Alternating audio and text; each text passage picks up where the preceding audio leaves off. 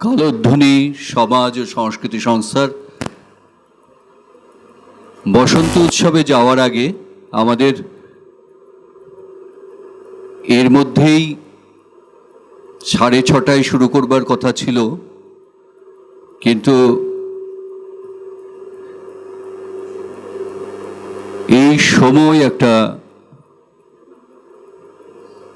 আপৎকালীন সময়, চারিদিকে অনেক কিছুই হচ্ছে, কিন্তু আমাদের নজরে যা পড়ে তা আসলে বোধহয় কিছুই হচ্ছে না।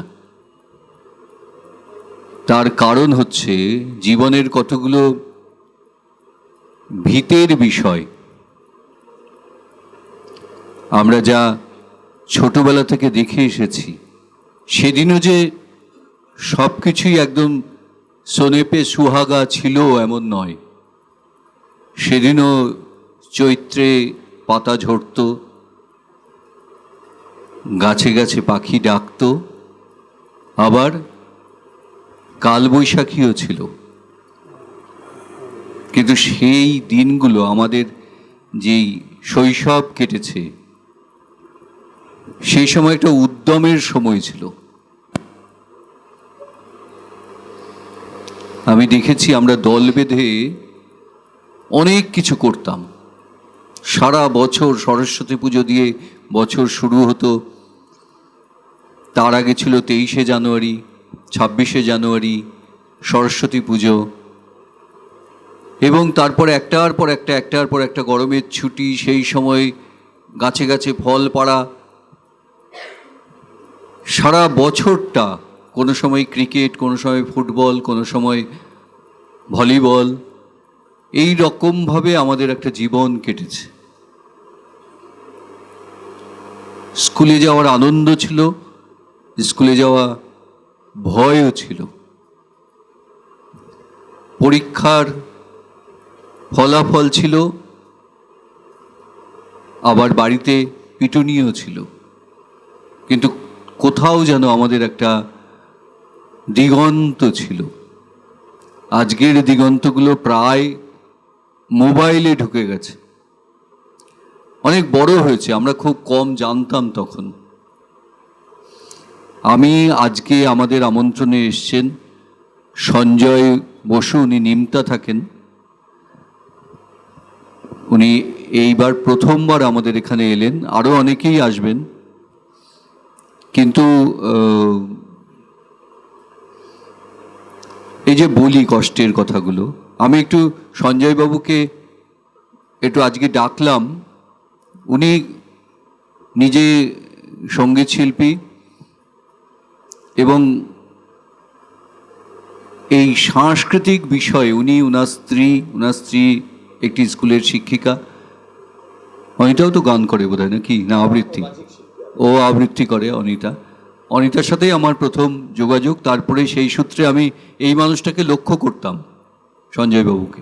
তা আমি একদিন অনিতাকে বললাম যে আপনার হাজব্যান্ডের সাথে আমার একটু যোগাযোগ করা দরকার। তারপরেই হয়ে গেল। এবং এর আগেও কয়েকটি অনুষ্ঠানে উনি আসবার চেষ্টা করেছেন, কিন্তু যে কোনো কারণেই হয়নি। আজকে রথীন্দ্র মঞ্চে বসন্ত উৎসবই ছিল বোধহয়, আরেকটি বসন্ত উৎসব ছিল জোড়াসাঁকোর রথীন্দ্র মঞ্চে। সেখান থেকে সেরেই বাড়িতে ঢুকে আবার চলে এসেছেন। আমরা সবাই ওনার কাছে কৃতজ্ঞ। তা আমরা একটু কথোপকথন দিয়ে আজকের অনুষ্ঠান শুরু করছি। সঞ্জয়বাবু যেহেতু ওতপ্রোতভাবে সাংস্কৃতিক ক্ষেত্রে জড়িয়ে আছেন দীর্ঘদিন ধরে, তা আমি একটু ওনাকে বলি যে আমাদের যে প্রথম জীবনের যে সাংস্কৃতিক জীবন, লড়াই, এবং আমাদের জীবন আর আজকের জীবন, এই দুটিতে এসে আমার ব্যক্তিগতভাবে বেশ একটা মন খারাপের অবস্থা তৈরি হয়। তা আমি একটু সঞ্জয়বাবুর কাছে একটু জানতে চাইবো যে উনার অভিজ্ঞতা, উনার উপলব্ধি কীরকম। নমস্কার। কালোধ্বনির আজকের এই বসন্ত উৎসবের অনুষ্ঠান, পূজনদা পূজনীয় মানুষ, বেশ কিছুদিন ধরেই আমাদের যোগাযোগ, এবং বলেন যে আপনি যদি একটু আসেন, বা আপনার স্ত্রী। এবং এই বলাটার মধ্যে ভীষণ আন্তরিকতা দেখেছি আমরা, যার জন্য আমি সিদ্ধান্তই নিয়েছিলাম, বাড়িতেও বলেছি যে আজকে ফিরে এসে এখানে আসবই। আমার খুব ছোটবেলা থেকেই কেটেছে একেবারে কালচারাল অ্যাটমসফিয়ারে।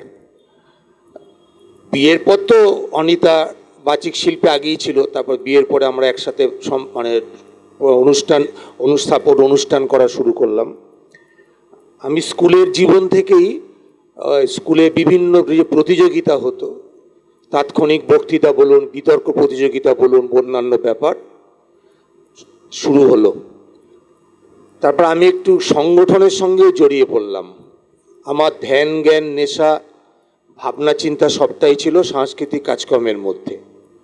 ছোটবেলায় খেলাধুলা যে করতাম না, স্কুল লাইফে করা যাবে তা না, খুব কম, কিন্তু এই ব্যাপারটা আমাকে টানতো বেশি, আকর্ষণ করতো বেশি। বিভিন্ন গান বাজনার প্রতিযোগিতা, বিভিন্ন আবৃত্তি প্রতিযোগিতা, সিট অ্যান্ড ড্র প্রতিযোগিতা, এগুলো সংগঠনের মধ্যে যুক্ত থেকে আমি খুব উদ্যোগ নিয়ে এগুলো অর্গানাইজ করতাম। আমার একটা গানের স্কোয়াড ছিল, আমার একটা নাটকের স্কোয়াড ছিল, ধরুন সেটা 80-র দশক 90-এর দশকে। তারপরে নানান কারণে নাটকের দল, এবং আমি স্ট্রিট থিয়েটার করা লোক, আমি পোস্টার ড্রামা করা লোক। সফদার হাসমির মৃত্যুর পরে ওইভাবে নৃশংসভাবে খুন হয়ে যাওয়ার পরেও আমরা রাস্তায় নেমে হল্লাবোল নাটক করেছিলাম, আপনাদের অনেকেই স্মরণ আছে। তারপরে বিভিন্নভাবে এই গলার উপর খুব চাপ পড়ে পড়ে গলাটা খুব হলো আর কি, আর আমাকে খুব চিৎকার করতে হতো এই কারণে আমি একটু পথনাটিকা বা অন্যান্য ব্যাপারে 12 দিন 13 দিন 14 দিন বাড়ির বাইরে থেকে পথনাটিকার ব্যাপার করে বাড়ি ফিরতে হতো। তখন থেকেই গলাটা আমার আস্তে আস্তে শুরু হলো সমস্যা হওয়া। আমি ডাক্তার শান্তনু বন্দ্যোপাধ্যায়, পূজনদা জানবেন, ইএনটির খুব নামকরা ডাক্তার, তাকে যখন মেডিকেল কলেজে উনি বসতেন, আর এক বাচিক শিল্পী অমিতাভ বাগচি, খুব অকাল প্রয়াণ হলো, চলে গেছেন। আমার স্ত্রী তাকেই প্রথম তার কাছে আমি আবৃত্তি শিখতে পাঠালাম। তার আগেও শিখতো গল্পগিনে গিয়ে ব্রতদিদির কাছে, যাতায়াতের জন্য দূরত্বর কথা ভেবে আমি অমিতাভ বাগচির কাছে নিয়ে গেলাম, চলে গেলেন। অমিতাভ বাগচি আমাকে ডাক্তার শান্তনু বন্দ্যোপাধ্যায়ের কাছে নিয়ে গিয়েছিলেন। তা উনি দেখে দেখে বললেন, আপনি কি করেনটা কি, হকারি করেন? আমি বললাম যে না, তো চুপচাপ রয়েছি। তো অমিতাভ বাগচি তো জানে আমি কি করি, বলে বলুন আপনার গলাটা তো একদম খুব খারাপ অবস্থায় আছে, এত চিৎকার করেন কি কারণে? আমি একটি রাজনৈতিক দলের সাথে সক্রিয়ভাবে যুক্ত ছিলাম। স্বাভাবিকভাবেই সেই রাজনৈতিক দলের কর্মকাণ্ডের মধ্যে আমাকে খুব সক্রিয়ভাবে উপস্থিত থেকে একটু স্লোগান দেওয়া এই সমস্ত ব্যাপারগুলো করতে হতো। তারপর তো নাটক, সবটা মিলিয়ে খুব চাপ গেছে। 2010 সাল পর্যন্ত আমি উত্তর দমদম পৌরসভার প্রায় 15 বছরের টানা কাউন্সিলর ছিলাম।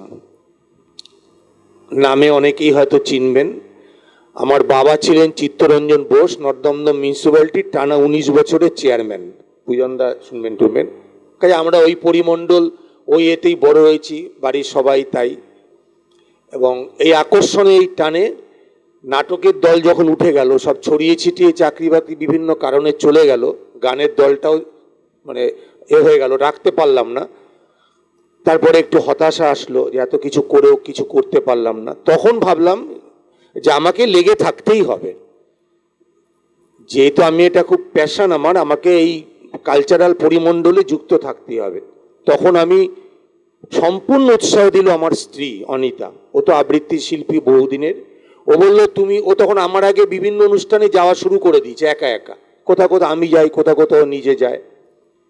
রাজ্য সরকারের তথ্য সংস্কৃতি কেন্দ্রের কবি প্রণাম থেকে শুরু করে বিভিন্ন অনুষ্ঠানে ও বাচিক শিল্পী হিসাবে সুযোগও পায়, করেও আমি ওর সঙ্গে যেতাম। তো ও বললো তুমি যখন আমার সঙ্গে যাচ্ছ, তুমি কিছু একটা করো, তুমি এই যে গিয়ে 2 ঘন্টা 3 ঘন্টা আমার সঙ্গে বসে বসে থাকছো, তুমি একটা কিছু পারফর্ম করো। আবৃত্তি তো আমার আসে না, শ্রুতি নাটক করার সুবাদে কিছুটা হতো, কিন্তু শ্রুতি নাটক ওর আবার উৎসাহ নেই, তাহলে শ্রুতি নাটকের আমার আবার পার্টনার জোগাড় করার ব্যাপার।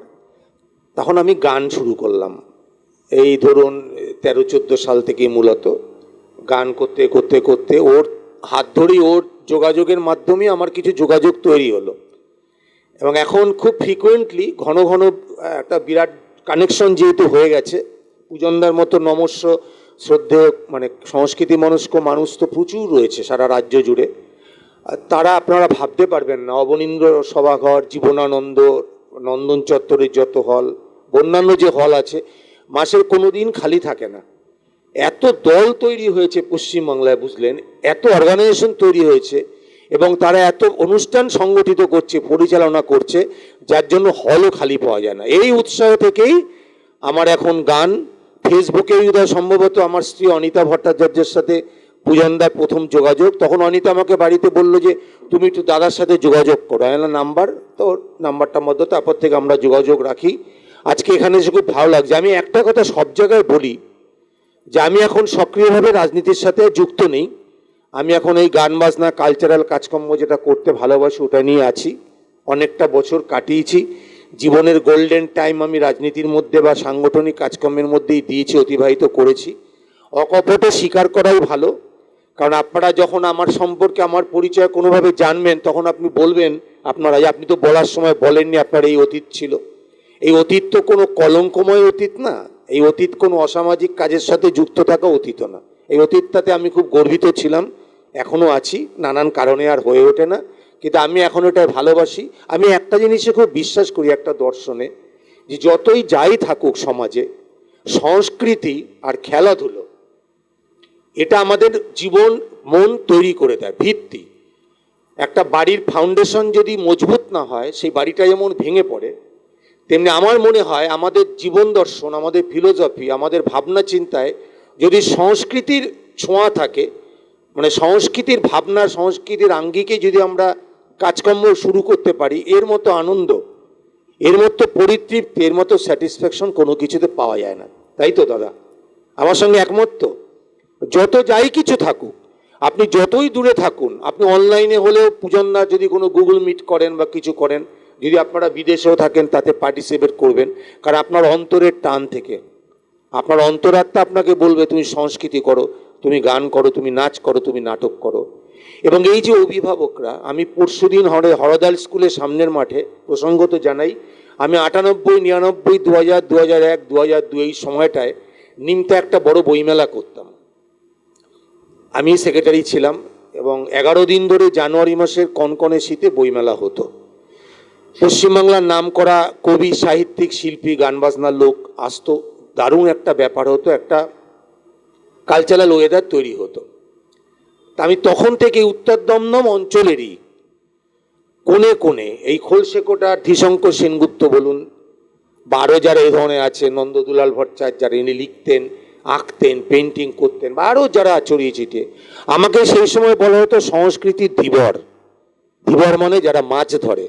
আমি তখন ওই সাংস্কৃতিক কর্মকাণ্ডের সাথে কারা কারা যুক্ত, কারা কারা এগুলো ভালোবাসে, আমি তা খুঁজে বেড়াতাম। এই জন্য আমাকে বলা হতো সঞ্জয় বসুজকে নর্দমদমের সাংস্কৃতিক ধীবর। নিজের কথা বেশি বললাম। অভিভাবকদের উৎসাহ দেখে আমি নিজে উৎসাহিত হই। আমি গত 3-4 দিন আগে বসন্ত উৎসব খোলা মাঠে, হরদালের সামনে মাঠে হলো, আমি সেখানেও বলেছি, প্রায় কয়েকশো গার্জিয়ান, ছন্দশ্রী ডান্স একাডেমি, প্রায় 37 বছরের অর্গানাইজেশন, তারা অর্গানাইজ করেছিল, মাঠ ভর্তি লোক, দারুণ অনুষ্ঠান হয়েছিল। আমার খুব ভালো লাগে যখন বাচ্চা বাচ্চা ছেলে মেয়েরা নাচ করছে, গান করছে, গিটার বাজাচ্ছে বা কালচারাল কর্মকাণ্ডে যুক্ত থাকছে, তখন ধরে নেওয়া যাচ্ছে যে অভিভাবকরা পড়াশুনোর বাইরে সাঁতারও শেখায়, ক্রিকেটও শেখায়, টেবিল টেনিসও শেখায়। আমি ঘটনাক্রমে বেলঘড়ি অ্যাথলেটিক ক্লাব, 130 বছরের ক্লাব, আমি তারও গভর্নিং বডি মেম্বার। সেখানেও টেবিল টেনিস, ক্যারাটে, যোগা, সমস্ত কিছু, ফুটবল, ভলিবল, ক্রিকেট সব চলছে। প্রচুর অভিভাবক দেখছে আসছে, ঘন্টার পর ঘন্টা বসে থাকে, হয় তারপর চলে যায়। আমি খুব উৎসাহিত হই, অনুপ্রাণিত হই যে ওরাই আমাদের অক্সিজেন। বাচ্চা বাচ্চা ছেলেমেয়েরা যেভাবে গার্জিয়ানরা আপনারা আছেন, এবং এই যে কালোধ্বনি অর্গানাইজেশন, পূজনদা, বৌদি এবং আপনাদের পরিচালনায়, আপনাদের সহযোগিতায়, উদয়ন দাদার কথা শুনলাম, আপনারা সবাই মিলে যেভাবে এই সংগঠনকে এগিয়ে নিয়ে যাচ্ছেন, যতই প্রতিকূল পরিস্থিতি আসুক, বাংলার যাই পরিস্থিতি হোক, যতই কিছু হোক, ওইসব নিয়ে মাথা না ঘামিয়ে এই কাজকর্মের মধ্যে নিজেদের যুক্ত রেখে যেভাবে আপনারা এগিয়ে চলেছেন, এগিয়ে থাকবেন। এবং আমার মতো সাধারণ মানুষকে পূজনদা বা আপনারা যদি কখনো প্রয়োজন হয় বলবেন। আমি আজকে খুব গর্বিত, আমি খুব ধন্য, আমি খুব আনন্দিত যে আপনাদের সাথে আজকে আমি যুক্ত থাকতে পেরেছি। জানি না একটু বেশি বলে ফেললাম কি না, আপনাদের এতে ব্যাঘাত ঘটালাম কিনা, কি ধৈর্যচ্যুতি ঘটালাম? আচ্ছা, খুব ভালো লাগলো এই পরিমণ্ডলে, এই জায়গায় এসে, এই পরিবেশে এসে। সবাইকে আমার শ্রদ্ধা, সবাইকে আমার শুভেচ্ছা, সবাইকে আমার অভিনন্দন, সবাইকে আমার নমস্কার। এবং অবশ্যই পূজনীয় পূজনদা, তাকে আমার আবার শ্রদ্ধা জানাচ্ছি, কৃতজ্ঞতা জানাচ্ছি, আজকে এখানে আমাকে আমন্ত্রণ জানিয়েছে, খুব আন্তরিক সেই আমন্ত্রণ। নমস্কার। আমরা সঞ্জয়বাবুর কথা শুনলাম। আমি জানি যে ওনার কর্মকাণ্ড সম্বন্ধে একটু একটু, উনি দীর্ঘদিন ধরে সংস্কৃতির জায়গায় আছেন এবং রাজনৈতিকভাবেও একটু একটু জানি। দমদমের কেন পশ্চিমবঙ্গের প্রায় সব জায়গায় যেসব মানুষ কাজকর্ম করে তাদের কম বেশি একটু একটু চিনি, হয়তো সবসময় প্রত্যক্ষ যোগাযোগ হয় না। উনি যাদের যাদের নাম বললেন, এই নন্দলাল ভট্টাচার্য আমাদের খুব কাছের মানুষ, এবং আমার প্রথম যে আবৃত্তির উপর গ্রন্থ বেরিয়েছিল সেইটা উনার মানে সহযোগিতায়। ওনার একটা কথায় আমি যখন বললাম যে আমার একটা স্ক্রিপ্ট তৈরি হয়েছে, কি করা যায়, বলে করতে হবে, বই করতে হবে। আমি আমি দেখছি। তা সহযাত্রী বলে একটি প্রকাশনাকে ডেকে প্রথম আমার আবৃত্তি সকলের জন্য প্রায় আজ থেকে প্রায় 15 বছর আগে, আরও বেশি, 15 বছর কম বললাম, আরও 20 বছর আগে হবে, প্রথম বই বেরিয়েছিল, তারপরে বই বেরিয়েছে। কিন্তু এই যে সবার সাথে যোগাযোগ, আমি কিন্তু একদম বিপরীত মেরুতে ছিলাম। আমি প্রদেশ কংগ্রেস কালচারাল কমিটির সেক্রেটারি ছিলাম, কিন্তু আমার সাথে এই মানুষগুলো, যেরকম সঞ্জয়বাবুর সাথে আমার প্রত্যক্ষ যোগাযোগ তখন হয়নি, কিন্তু এই দমদম অঞ্চলে বা সারা পশ্চিমবঙ্গের এই শৈলেন দাসের কথা আপনারা জানেন, ওই রকম একটা মানুষ হয় না।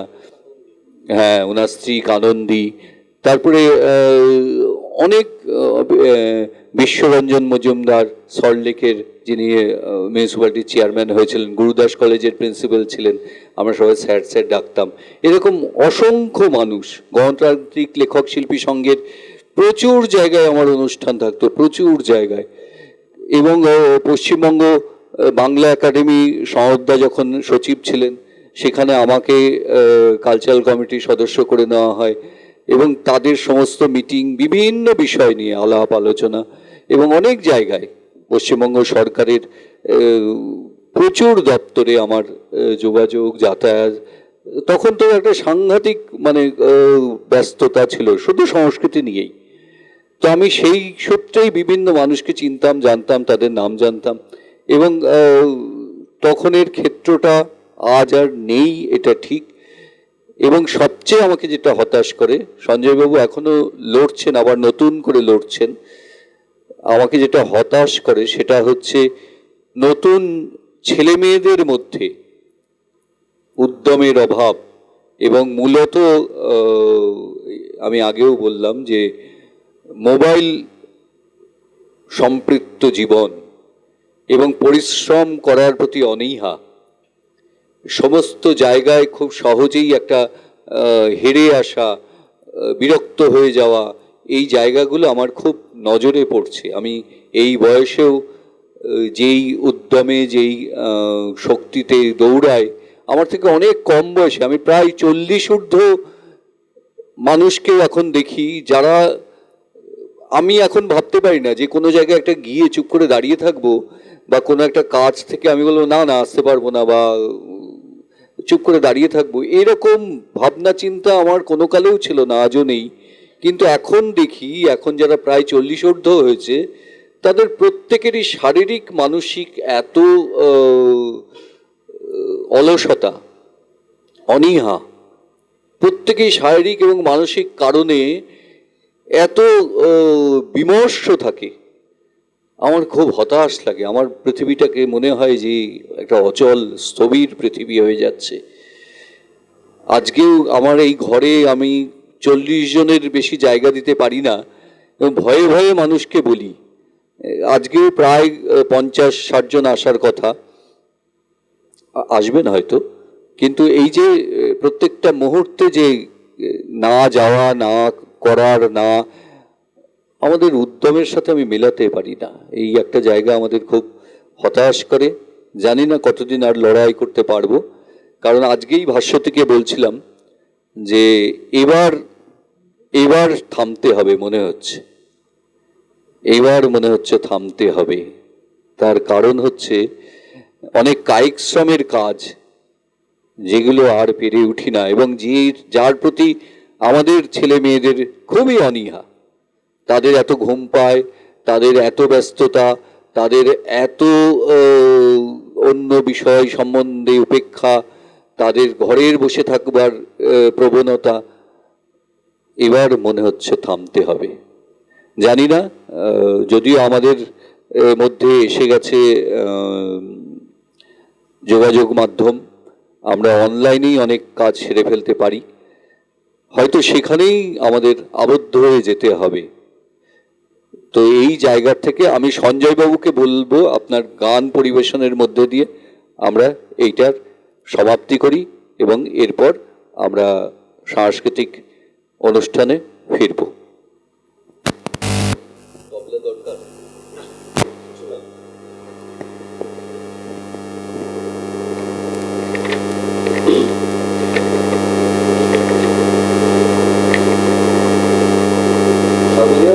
না, হ্যালো।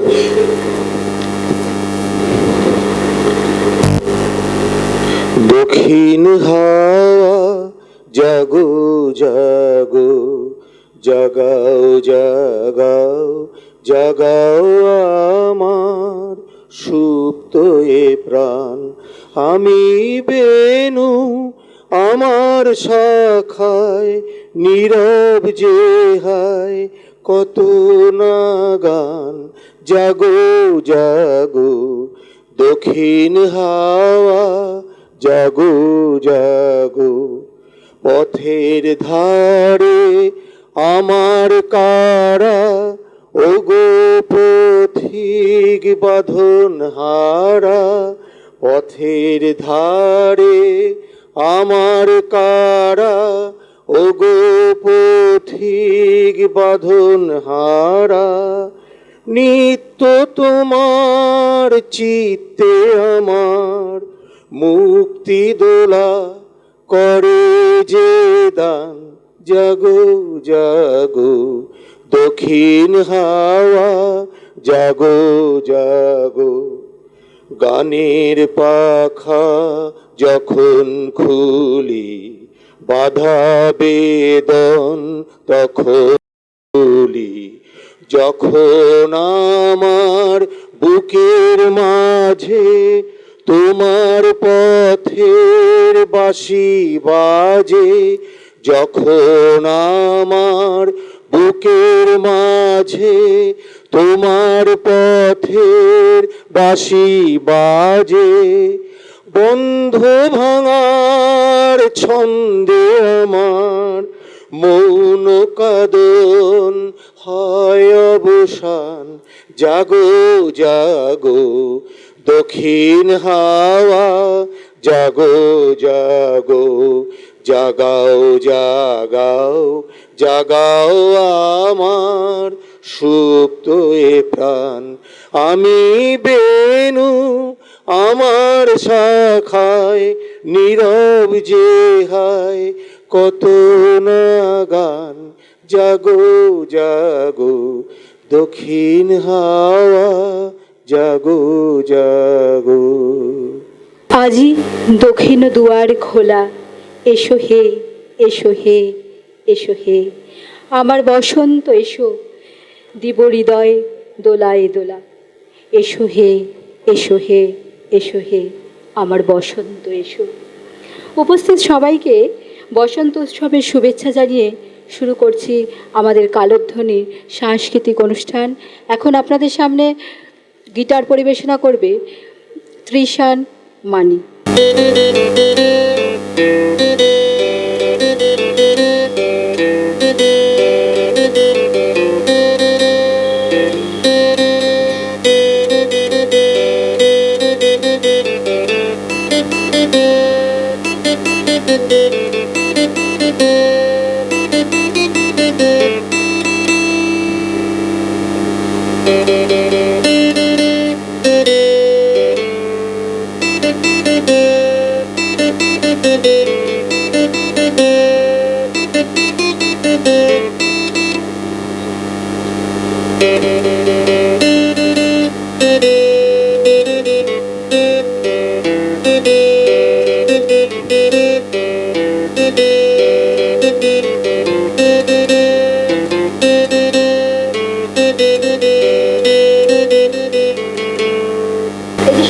বড় শিল্পী আমার ভাইজি দেবস্মিতা ভট্টাচার্য, ও একটা ছোট্ট আবৃত্তি পরিবেশনা করবে। বাবুদের ডাল পুকুরে, হাবুদের ডাল কুকুরে, সে কি বাস করলে তারা, বলি থাম একটু দাঁড়া।